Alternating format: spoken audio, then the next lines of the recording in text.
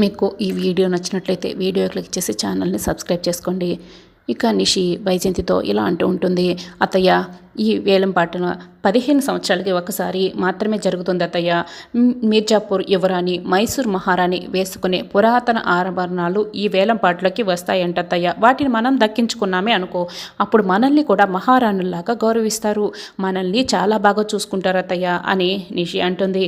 అవి బాగుండవేమో అమ్మి అని అంటూ ఉంటుంది వైజయంతి. అయ్యో, అవి మహారాణులు వేసుకున్న ఆభరణాలు కదా, వాళ్ళకి ఎటువంటి గౌరవం దక్కుతుందో అలాంటి గౌరవమే మనకు కూడా దక్కుతుంది, మన వంశ గౌరవం కూడా పెరుగుతుంది అత్తయ్య అని నిషి అంటుంది.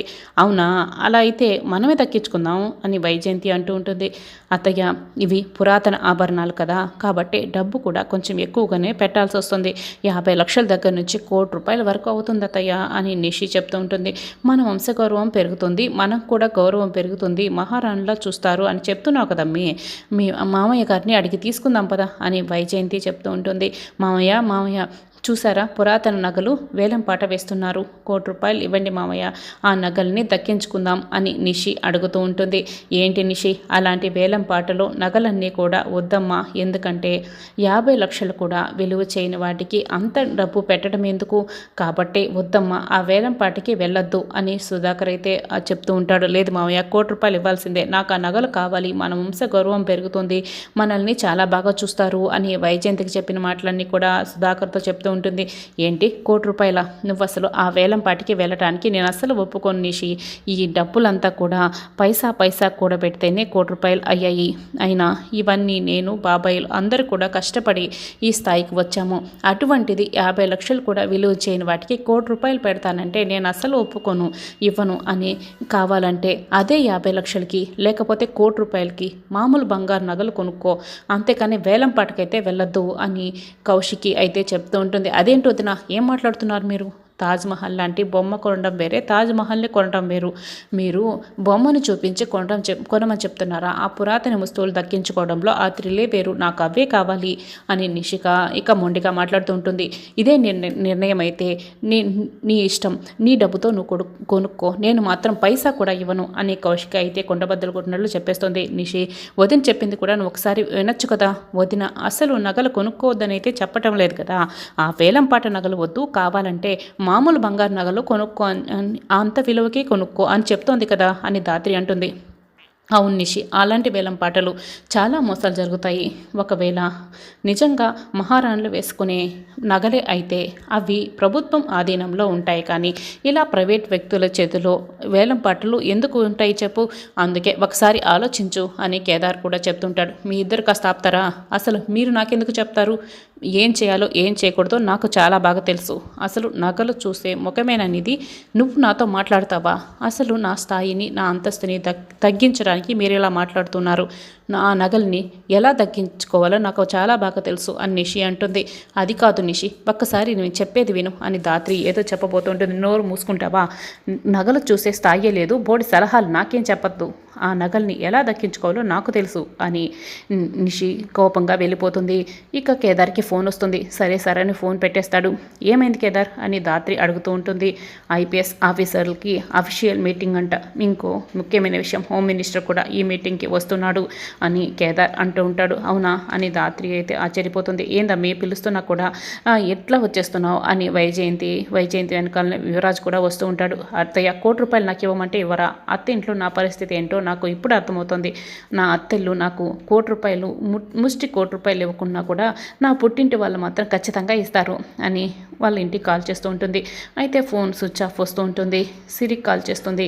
అమ్మ నాన్న ఫోన్ తీయటం లేదు ఎందుకు, స్విచ్ ఆఫ్ అని వస్తుంది అని అడుగుతూ ఉంటుంది. ఎందుకంటే వాళ్ళు నానమ్మని తీసుకొని తీర్థయాత్రకి వెళ్ళారు, 3 రోజుల వరకు రారు అని సిరి ఫోన్ కట్ చేస్తుంది. సమయానికి వీళ్ళు కూడా లేరు, ఈ రోజుతో వేళ పాట పూర్తయిపోతుంది, ఎలా అత్తయ్య వాటిని నేను ఖచ్చితంగా దక్కించుకోవాలి అని నిషి పట్టుదలగా ఉంటుంది. చూడమ్మి, పెత్తనం అంతా ఆ కౌశికి చేతిలో ఉండటం వల్లే మనకు ఈ దౌర్భాగ్యం అని వైజయంతి విసుక్కుంటుంటుంది. నా దగ్గర ఒక ఐడియా ఉంది అని యువరాజ్ అంటాడు. ₹1,00,00,000 వస్తాయా అని నిషి అడుగుతూ ఉంటుంది. కోటేంటి, 10 కోట్లు కూడా వస్తాయి, నువ్వు ఒక పని చెయ్యి, కౌశికి అక్క గదికి వెళ్ళి ఒక చెక్ బుక్లో ఒక లీఫ్ తీసుకురా, అప్పుడు చెప్తాను అని అంటూ ఉంటాడు యువరాజ్. ఇప్పుడే వెళ్తాను నిషి అక్కడికి వెళ్తుంది. కౌశికి ఇక గార్డెన్లో కాఫీ తాగుతూ ఉంటుంది. అప్పుడే సుధాకర్ కౌశికి దగ్గరికి వస్తాడు. అమ్మ కౌశికి నిషికి ₹1,00,00,000 ఇవ్వనని చెప్పావని ఫీల్ అయ్యి ఉంటుందేమో అని అంటాడు. పర్వాలేదు బాబాయ్, ఇటువంటి విషయాల్లో అస్సలు ఎంకరేజ్ చేయకూడదు, ఫీల్ అయినా పర్వాలేదు అని కౌశికి అంటుంది. ఇక నిషి కౌశికి గదికి వెళ్తుంది. అప్పుడే కౌశికి చెక్ బుక్లో నుంచి ఒక పేపర్ తీసుకుని యువరాజ్ చేతికి ఇస్తుంది. యువరాజ్ కౌశికి సంతకాన్ని ఫోర్జరీ చేస్తాడు. ఇదిగో నిషి, ఈ చెక్ తీసుకువెళ్ళి ₹1,00,00,000 కాదు 10 కోట్లైనా షాపింగ్ చేసుకో అని యువరాజ్ అంటాడు. ఏ ప్రాబ్లం రాదు కదా, thank you so much Yuvraj అని నిషి అంటూ ఉంటుంది. అమ్మయ్య, ఇప్పుడు నేను చాలా సంతోషంగా ఉంది అని వైజయంతి కూడా సంతోషంగా ఉంటుంది. ఇక జేడీకేడి ఇద్దరు మీటింగ్ హాల్లోకి ఎంటర్ అవుతారు. ఏంటి పై ఆఫీసర్స్ వచ్చిన తర్వాతన మీరు ఇక్కడికి వచ్చేది? మీరే పెద్ద హోమ్ మినిస్టర్లా మీరే ఫీల్ అవుతున్నారా అని త్రిపాఠి అయితే వాళ్ళని గట్టిగా మాట్లాడుతుంటారు. సారీ సార్ అని జేడీకేడి ఇద్దరు వాళ్ళ సీట్లో వాళ్ళు కూర్చుంటారు. ఇక హోమ్ మినిస్టర్ ఆదికేశవ వచ్చిండు. అప్పుడు అందరూ వెయిట్ చేస్తూ ఉంటారు. ఇక ముందుగా హోమ్ మినిస్టర్ పిఏ అభి హాల్లోకి ఎంట్రీ అవుతాడు. నమస్కారం సార్ అని అక్కడున్న ఆఫీసర్స్ అంటూ ఉంటారు. ఇతను హోమ్ మినిస్టర్ కాదు, హోమ్ మినిస్టర్ పిఏ అభి అని ఇంకోతను చెప్తూ ఉంటాడు. ఓ అవునా అని అంటూ ఉంటారు. ఏంటి పిఏలకి దండం పెట్టవా? ఎందుకంటే హోమ్ మినిస్టర్ తర్వాత ప్రమోషన్స్ అవి ఇవి మొత్తం చూసుకునేది నేనే కదా. శివాలయానికి వెళ్ళినా కూడా శివుడి కంటే ముందు నందికే కదా మొక్కుకుంటారు. అలాగే నాకు కూడా దండం పెట్టాలి అని అవి అంటాడు. ఓకే సార్, నమస్కారం సార్ అని అక్కడున్న ఆఫీసర్స్ అందరూ అంటూ ఉంటారు. అప్పుడే ఆదికేశవ ఎంటర్ అవుతాడు. ఇక అందరూ కూడా సెల్యూట్ కొడుతూ గౌరవిస్తూ ఉంటారు. ఏందిరా నువ్వు అని ఆదికేశవ అభిని అడుగుతూ ఉంటాడు. బావా ఏం లేదులే బావా అని అభి అంటాడు. అసలు నా నెత్తి మీద ఉన్న శని పోయే వరకు నీ శనిని నా పక్కన పెట్టుకోమని జ్యోతిషుడు చెప్తే నేను నిన్ను పక్కన పెట్టుకొని తిరుగుతున్నాను, అంతా నా కర్మ అని ఆదికేశవ విసుక్కుంటూ ఉంటాడు. బావా నేను నీ కూర్చోలే బావా, నేను నిల్చొనే ఉంటాను. నేను నీ పక్కన కూర్చుంటే నువ్వు హోమ్ మినిస్టరా నేను హోమ్ మినిస్టరా అన్నది అందరూ కన్ఫ్యూజ్ అయిపోతారు. సారీ బావా సారీ, నేను మనసులో అనుకుందాం అనుకున్నాను కానీ ఫ్లోలో బయటకు వచ్చేసింది అని అభి చెప్తూ ఉంటాడు. బావా అందరూ మనల్నే చూస్తున్నారు ఆఫీసర్లా, నువ్వు మీటింగ్ మొదలుపెట్టు బావా అని చెప్తూ ఉంటాడు. సరే అని చూడండి, గత ప్రభుత్వం ఏం చేసినా చేయకపోయినా అవన్నీ మనకు అనవసరం. ఇప్పుడు మన ప్రభుత్వం ఉంది కాబట్టే మత్తు పదార్థాలకి గురి చేసిన వాళ్ళని అందరినీ కూడా పట్టుకోవాలి, ఎప్పటికప్పుడు శిక్షలు వేస్తూ ఉండాలి అని చెప్తూ ఉంటాడు. ఇవన్నీ నువ్వే కదా బావ చేస్తున్నది అని అతను అంటూ ఉంటాడు.